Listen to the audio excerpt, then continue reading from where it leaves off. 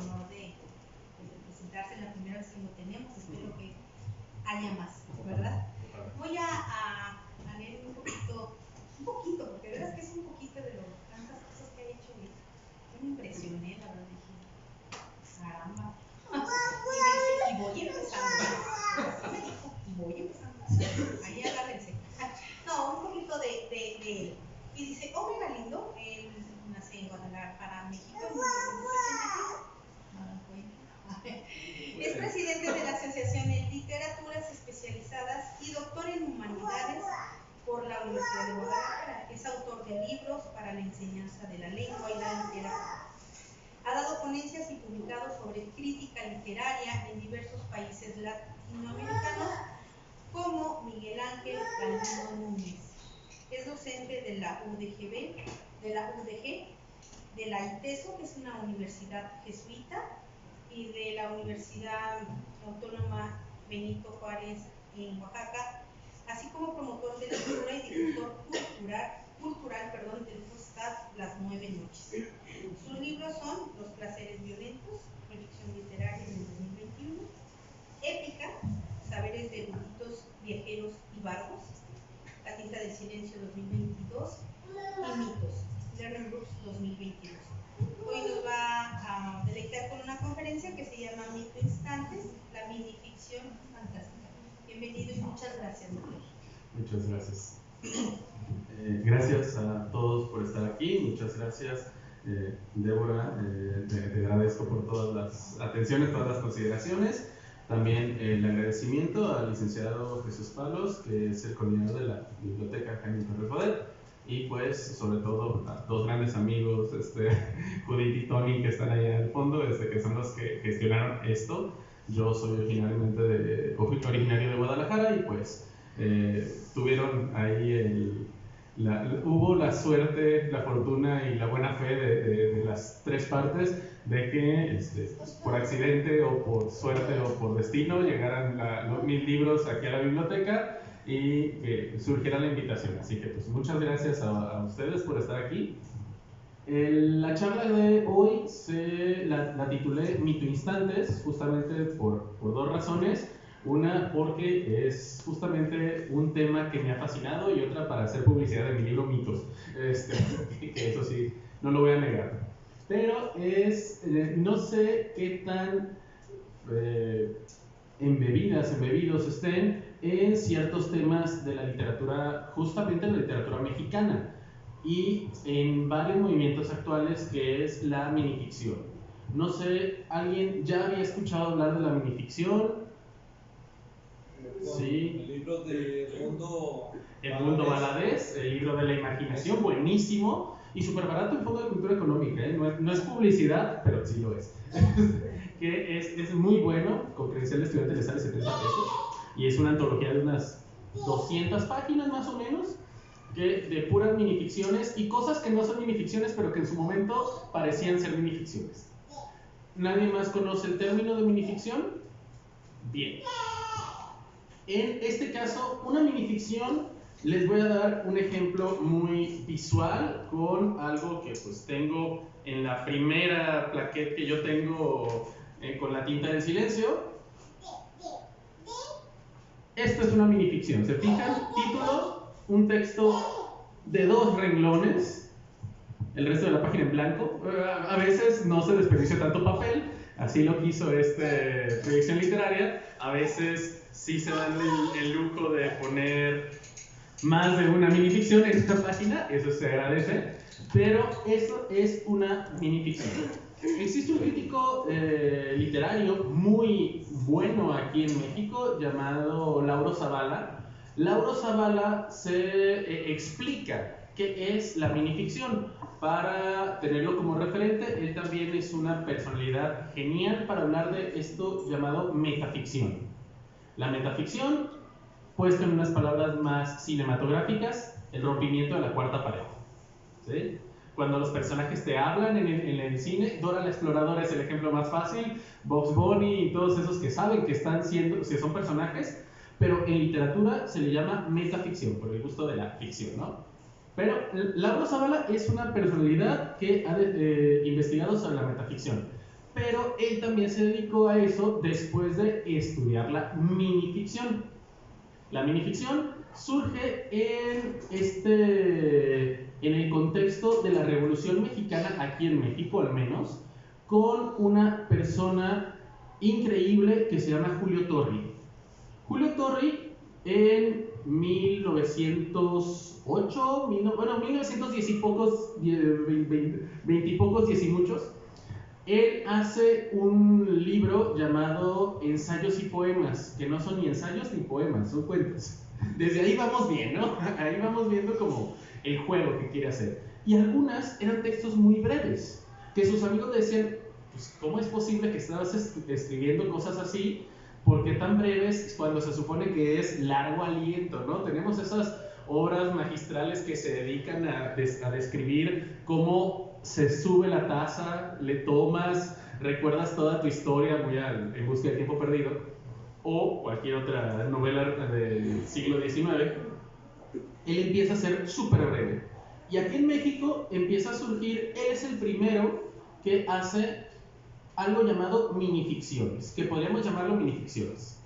Que de ser así más el primer escritor de minificciones, no tanto, porque minificciones muchas cosas. Ahorita vamos con eso.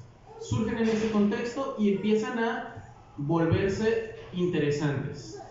Esta persona, Edmundo Valadez, que vivió la mayoría de su tiempo aquí en México y se considera mexicano, no recuerdo si era puertorriqueño o algo. Existe incluso el premio nacional Edmundo Valadez, pero es un caso como Carlos Fuentes y otros de los tantos que no son mexicanos de nacimiento, pero se repatriaron aquí. En este caso, él empieza a hacer una selección de textos breves o incluso a decir, vamos a generar ciertos cortes de textos. Y decía, esta escena está genial como para nada más poner, él casi el inventor de los reels, así, la idea de tener un texto, una frase de película y que se pueda hacer algo con eso. Eso empieza a ser Edmundo Valadez y empieza a ser muy interesante. Al mismo tiempo, en Europa se estaban haciendo los mismos movimientos, en Argentina, etc. Tenemos Borges, que también tenía ciertas ganas de hacer algo muy similar, pero en México fue nuestro primero, Torri. Mucho después empiezan a salir interesantes estos textos muy breves. ¿Han escuchado o leído El dinosaurio? Es una minificción. ¿Sí? Existe esta otra minificción que se llama La culta dama, que dice, le preguntaron si había leído El Monterroso, si habían leído El dinosaurio de Monterroso. Y ella respondió, sí, ya lo comencé, me parece increíble. Esa es para los que no conocen El dinosaurio, es una minificción que es El dinosaurio. 2 palabras. Y cuando despertó, el dinosaurio todavía estaba allí. Punto. Y ahí acaba. Por eso el texto La culta dama, le preguntaron si había leído El dinosaurio. Oh, sí, ya lo empecé a leer, me parece fascinante. Pues, obviamente hay mucha parodia ahí. Y esta parodia, volviendo a Lauro Zavala, son justamente los elementos que empiezan a retomar, se deben de retomar en la minificción. Primero que nada, en menos de una página. Publicidad de uno de los libros en donde aparezco también, porque así se llama la antología, en menos de una página, que también lo tiene La tinta del silencio, y yo ya no tengo ejemplares, pero en esa cuestión debe de ser breve. Se supone que hay minificciones que pueden durar más de una página, pero entonces ya rompe con la idea de que ahí esté el texto, ¿sí? Ahí es lo curioso. La otra cuestión debería ser intertextual. Palabrita de críticos literarios, la intertextualidad son referencias a otras obras. En este caso, si yo dijera, cabalgó hasta volverse loco, estaba dando las vueltas como aspas en el molino. Ah, estás hablando del Quijote. Si reconoces esa idea, esa referencia, como el meme de Capitán América, entendí la referencia, eso es un intertexto. De hecho, todos los memes son intertextuales. Es decir, hay una referencia a algo más. ¿Y por qué tiene que haber esto? Algo que no explica del todo Lauro Zavala, pero que más o menos lo explico aquí. Tenemos que estar en menos de una página, o sea, ¿cómo vamos a poner toda la historia del Quijote en una página? Es mejor que el lector, la lectora, se enfrente directamente a referentes. Si le entendió, bueno, si no, debería de poderse explicar. Eso sí es importante, porque deben de ser ficciones completas. Y aquí hay un problema, la palabra ficción. ¿Qué diferencia hay entre una minificción y un microrrelato? Más que la palabra mini y micro, que refiere a brevedad, no es que el micro sea más chiquito que la mini, los científicos dirán otra cosa, pero es importante saber que en la ficción caben cosas que no son relatos. ¿Sí? Vuelvo a repetir, en la minificción puede haber cosas que no son relatos. Es decir, listas de súper, podrías decir 22º aniversario, que ese sea el título, ¿sí? Vino, carne, especias, puré de papa, balas, municiones calibre 22.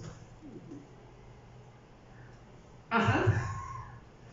Eso no es un cuento, eso no es un relato, pero sí hay una ficción.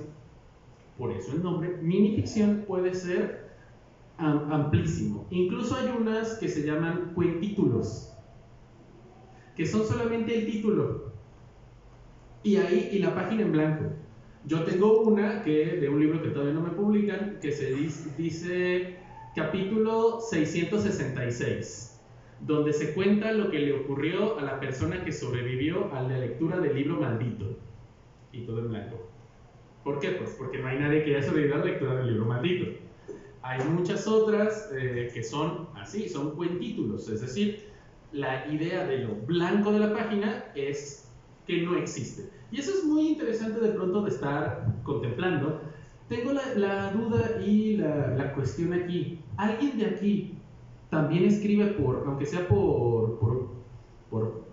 para sí misma, para sí mismo? ¿Alguien de aquí escribe? Sí, sí. ¿No? ¿No? Sí. Bueno, espero que sepan que estas ideas no se las van a robar. Estas ya se las han robado miles de veces. Ya son de libre uso, ya son Creative Commons. No hay problema. En ese caso, así que si dicen, es que está buenísima la idea, se me ocurrió esto, escríbanla ahorita. O sea, dejen la conferencia y vayan a escribir. Eso sí es importante. El otro día estaba haciendo minificciones en la boda de un amigo. Es que descubrí que los casó el mismo juez que a nosotros. Y yo dije, órale, y también a nosotros nos había llovido en el día de la boda. Y dije, aquí hay una minificción. Y dije, sí, aquí tengo que escribir. Mientras estaban ahí en el momento solemne, yo estaba así en el celular ahí como alumno que no le quiere que... Ya luego lo dedicaré a mis amigos. Pero en este caso es lo interesante de las minificciones, que al final de cuentas pueden surgir incluso en ámbitos que no sean narrativos. Aquí hago un paréntesis. Yo muy personalmente, no es cosa, no es ataque, pero hay una cosa llamada poesía visual. Entre ellos está como que una página la taches completamente de negro y solamente dejes ciertas palabras en blanco y que se forma un texto. ¿Eso podrían considerarse textos breves? Sí, pero pues ya yo tengo un problema con lo de la poesía visual. Para mí ese concepto de poesía como que choca, pero también existen ejercicios de ese tipo, que son muy breves. Si luego lo buscan, lo pueden buscar como imágenes como poesía blackout o blackout poetry, ¿sí? Black de negro y out de fuera, como el apagón, que son solamente las palabras. Y hay un montón de cosas, incluso de colores y lo demás. Ahorita en Guadalajara hay una exposición muy chida de 1984, el libro de Orwell, con blackout poetry. Y está bien chida la idea, o sea, de que en las mismas páginas del libro, pero por eso de poesía visual, ahí tengo problemas con ese concepto, pero también algunos los consideran dentro de la minificción. ¿Quién sabe? Ya eso, ya el tiempo lo dirá. En unas generaciones los críticos literarios del mañana lo dirán. Hay muchas consideraciones que debemos de tener justamente, incluso también en la cuestión de la intertextualidad, de que son breves, pero también hay una yuxtaposición. ¿A qué nos referimos con yuxtaposición? Es el te quiero pero como amigos. Sí, pero no. ¿Sale? Esa es la yuxtaposición es necesaria a más no poder en la minificción. Es decir, tenemos un sí, pero no. Nos generan un mundo enorme y de pronto rompen con la posibilidad. Por lo mismo, su final tiende a ser sorpresivo. Y esto es casi cita textual de lo que dice Zavala. Esas son las minificciones. Las minificciones son un género hermosísimo. Uno los puede disfrutar bastante y me hicieron una entrevista para una revista en Guanajuato hace unos 2 semanas, que acaban de publicar ayer y por eso la tengo fresca, donde conté la historia de que hay un libro de un mexicano llamado Fantasías en Carrusel, buenísimo, si lo pueden encontrar, es divertidísimo, de René Avilés Pavila. Ese sujeto es de la Academia Mexicana de la Lengua y además de eso escribe minificciones. Es muy chido ese señor, René Avilés Pavila y Fantasías en Carrusel. Es un tomo de unas como 600 páginas y yo lo compré en 12 pesos en un saldo y yo dije, wow.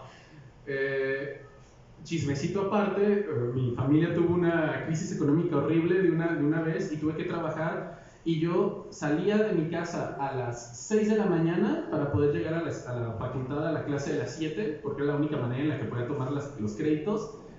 De ahí tenía de 7 a 11, me iba a mi servicio a ser becario porque era estudiante sobresaliente y podía trabajar 15 horas a la semana a cambio de dinero. La UDG tiene esos servicios. Regresaba a la universidad a tomar 2 clases y luego me iba a la cafetería, donde trabajaba de 6 de la tarde a 1 de la mañana. Y de ahí me iba a la casa en bicicleta porque no tenía dinero para taxis. Y yo lo único que llegaba, prendía el boiler, ponía a leer una minificción de René Avilés Pavila, clac, sonaba el boiler, que tenemos un buen boiler porque era rápido, era de poquita agua.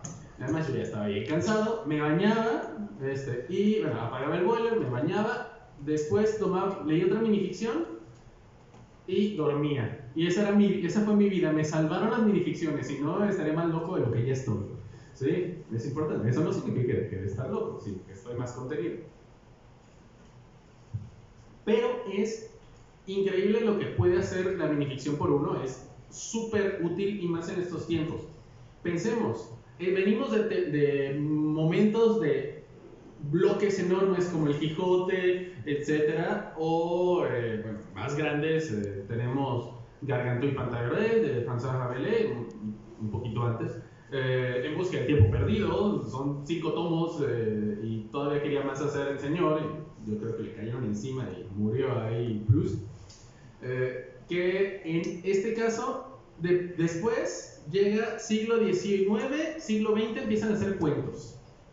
Y luego surge la minificción. Es curioso, ¿no? Película, cortometraje, reel. Es la misma idea. Tendemos a las brevedades. Actualmente nuestra generación es y nuestra generación me refiero desde la niña hasta la persona más grande de la sala. Son generaciones más del instante en todo, porque es cómo es posible que me tarde tanto tiempo en sacar dinero del cajero, cómo es posible que se esté tardando tanto en, ya me abrió no sé, Candy Crush, lo que sea que haya estado abriendo. Es decir, hay varias posibilidades, hay varias cosas y todas son breves, rápidas, concisas. Queremos hacer eso. Esos son los instantes. Pero lo que les venía prometiendo es mito instantes. ¿Qué tanto saben de mitología aquí? ¿Quiénes dicen, si me hacen un examen de mitología, sí saco mínimo 7? ¿Quiénes sí sacan más de 7? ¿No? No, ¿cómo que no? A ver, nombre griego de la diosa de la luna. De la luna. Y Diana es ¿Romana?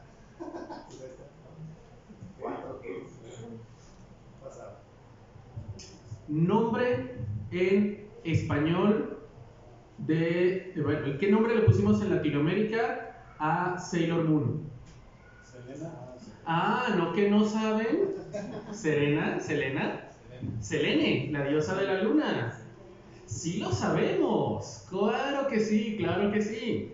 En este caso, mujer que fue encadenada al lado del océano para que un monstruo se la devorara según la mitología griega. ¿Y cómo lo sabes? Los caballeros del zodiaco. Por los caballeros del zodiaco. Claro que sí. Hay muchas cosas que sí. Nombre del rey mono que visitó el oeste junto con un monje, un cerdo y una criatura azul que se transformaba. Gokun, exactamente. Bueno, Gokun. Sí, Son Gokun. Que es Goku. Ajá, exactamente. Sí lo sabemos. Y eso es porque sí sabemos de mitología, pero no sabemos que lo sabemos. Es como cuando el profesor dice, no, sí sabes. Que yo sí lo he aplicado, ¿eh? Yo sí soy profesor también y sí digo, no, sí sabes, responde. Sí sabes, pero no sabes que lo sabes. Y aquí ustedes no sabían, pero sí saben que, pero ya saben que ya saben que lo saben. Porque por algo es Selene, la diosa de la luna, y que la adaptaron para allá. Que, by the way, aquí vamos a preguntar por cuestiones otakus, porque yo sí soy bien otaku, hasta profesor de japonés soy. Así de otaku soy. Y venía vestido con un haori hace rato, así que no vamos a decir nada. Y tú sí me viste. En este caso, ¿cómo se llama Sailor Moon? El nombre de Sailor Moon en japonés, ¿nadie sabe? Usagi. Conejo. ¿Por qué? Por el conejo de la luna. No, sabemos el mito del conejo de la luna. En Japón, ¿sí saben lo que pasa en Japón? La próxima vez que vean el conejo de la luna, han visto que está como gato patas arriba, ¿no? Más o menos según lo que dice nuestra concepción prehispánica. Ok, los japoneses creen algo diferente. Creen que hay un conejo en la luna, pero creen que está haciendo mochi. ¿Qué es el mochi? Es esta como pasta de arroz que se logra haciendo poniendo arroz recién cocido, sin nada, así puro agua. Y lo golpean y lo amasan, lo golpean y lo amasan. Han visto a lo mejor ese videito de que están golpeando y golpeando, metiendo las manos. Y si no, es M-O-C-H-I, mochi. Luego lo buscan y es un conejo haciendo mochi. Luego cuando vean la luna, van a ver el bolsito, el mortero, y que sí está el conejo como con un martillo. Lo que para nosotros es la patita, las orejitas, es el conejo haciendo así. Que es un conejo que está haciendo mochi en la luna. Son cognados mitológicos, esos, así, curiosidades, como el hecho de que en Japón, en español y en inglés, el domingo sea referente al sol o al Señor, ¿sí? Que es Sunday, Nichiyobi y domingo, Dominus, de Dominus Pater, del Señor. Adelante. Sí, gracias. En este caso son repeticiones, reiteraciones mitológicas. Y nosotros tenemos un montón de mitologías. Estoy preparándome un ensayo justamente de que la gente de 30, 40 sabe un montón de mitología gracias a Caballeros del Zodiaco y todas las caricaturas japonesas que llegaron que no sabíamos que eran anime en ese momento. Que sí es cierto. No me van a negar. Aquí veo de mi edad gente que sí es cierto. Que sí dice que sí. Y esto son referentes que tenemos. Lo más interesante, si sabemos esas cosas, podemos luego deconstruirlas, como le pasó a todas estas caricaturas. ¿Por qué es Usagi? Por el conejo de la luna. Porque no le podían decir conejín a la niña aquí en México, así que buscaron el nombre más cercano, bueno, el doblaje, buscaron Selene Serena. Cosas afines. En este caso vamos a ir pensando otra palabrita dominga, bueno, no es domingo hoy, es otra palabrita marcial, vamos a decir, porque es martes, sí, no puede ser palabrita dominguera. o sabática en caso de que fuera sábados, o saturnalia a veces. Me gusta más lo saturnal que lo sabático. Una palabra marcial para el día de hoy, que es justamente la deconstrucción. Deconstrucción. El de quitar, ¿no? Construcción. Vamos a pensar que tenemos, pues aquí tenemos estas, bastante útil el ambiente. Sí, se mandó a construir específicamente para este momento. Las no son vigas, ¿cómo se llaman estas maderas? Sí, ¿cómo se le debería de decir a esas maderitas? Tablones. Tablones, me gusta. Los tabloncitos esos que tenemos aquí, que están, vamos a suponer, sosteniendo la viga de arriba, ¿no? Suponiendo que en ese espacio debía de haber habido una, vamos a pensar, que veo que están separadas, a lo mejor no. ¿Cuántas de estas podríamos quitar sin que se caiga la viga? Eso es deconstrucción, ¿sí? ¿Cuánto podemos quitar de un mito para que siga siendo referencia a ese mito? Viaje al Oeste, que es este gran libro, que sí es grande, sí son 2800 páginas más o menos, el viaje de Son Goku hacia el oeste con el monje Titicaca para recuperar de estos de Buda y todo lo demás, que si lo quieren escuchar, hay versión en Spotify, Viaje al Oeste, y lo siguen sacando cada 15 días, está chido, y está en español, para acabarla, en español, pero en un español pronunciado por chinos. Así que de pronto dices, estoy escuchando un chino hablando español. Y tiene buenos doblajes. Si lo escuchan a 1.8 suena mejor, porque sí son un poco lentos. Sí, y además son 200 capítulos, ¿no? En fin, vamos a referirnos a eso. ¿En qué momento eso se puede convertir en Dragon Ball y tener ciertas referencias todavía? ¿Sí? ¿En qué momento el mito del conejo de la luna sigue estando en Sailor Moon? ¿En qué momento la mitología griega sigue estando en Caballero del Zodiaco, de Saint Seiya, si lo ponemos más modernos? O, y aquí muerdo mi lengua anticipadamente, ¿qué tanto del mito del vampiro está en Crepúsculo? ¿Quiénes no conocen Crepúsculo? No, ni siquiera sabes de qué la idea. Sí sabes, sí sabes de qué trata, más o menos. Una chica conoce a un vampiro que brilla, ¿sí? Exactamente. ¿Eso es un vampiro todavía? ¿O le quitaron demasiadas vigas y se cayó? De tablones y se cayó. Creo que se cayó, ¿no? Por eso tuvo tanto hate en internet, en redes sociales, y decir, eso no es un vampiro. Edward Cullen es más una hadita, porque brilla. Eso es una deconstrucción mal lograda. ¿En qué momento puedo deconstruir hasta que todavía siga el referente primero y que siga teniendo ciertos rescoldos de ese original y no tenga que cambiar toda mi mitología? Stephenie Meyer tuvo que cambiar esa idea del crepúsculo y explicar directamente que brillaba por eso. ¿Para qué lo explicas? Si lo hubieras hecho bien la deconstrucción, no hubieras tenido que explicarlo.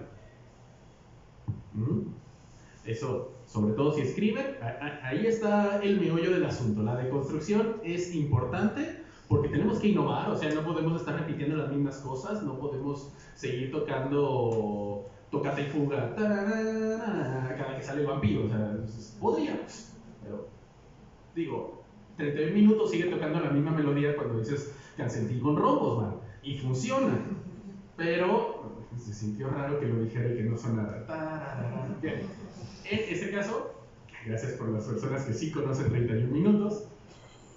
En este caso, obviamente se puede seguir recurriendo a eso, pero ¿qué estás ofreciendo, no? ¿De qué manera me estás rescatando cierto